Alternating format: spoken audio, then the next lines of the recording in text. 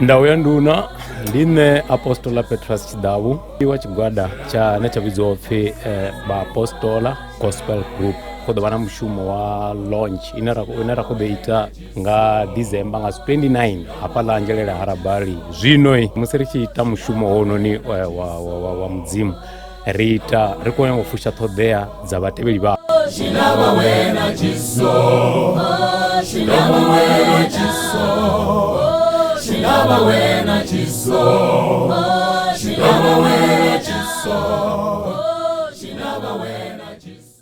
zwine zwa khou amba uri zwa zwino ri ready na u fhirisisa. Tshithu sala fhedzi ndi tsha uri vhathu vha renge dzithikhithi, vha sathu renga dzithikhithi ri kona u ṱangana nga 29 hafhaḽa na Harabali.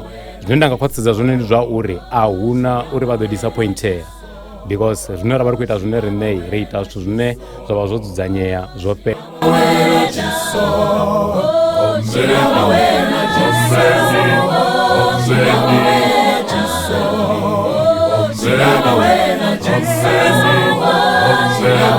Dzindugiselo dzoṱhe dzo kwea zwa zwino tsho sala fhedzi ndi tsha uri vha renge dzithikhithi ri ṱangane hafhaḽani Harabali nga nḓila ine vhone vhathu vha ḓivhisa Vhaapostola vha tshimbisa zwone.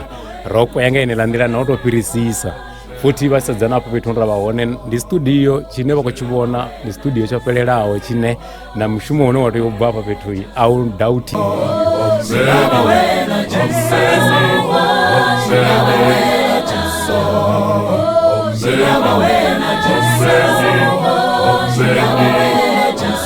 Na luthihi zwine nda khou promisa zwone ndi zwa uri music wa vho riṋe u kha level ya nṱhesa wo dzudzanyea vha ḓo fushea na albamu ari vha khou tea u renga albamu vha nga si ḓisole na luthihi sa zwine vha zwi ḓivhisa zwone u bva na kale.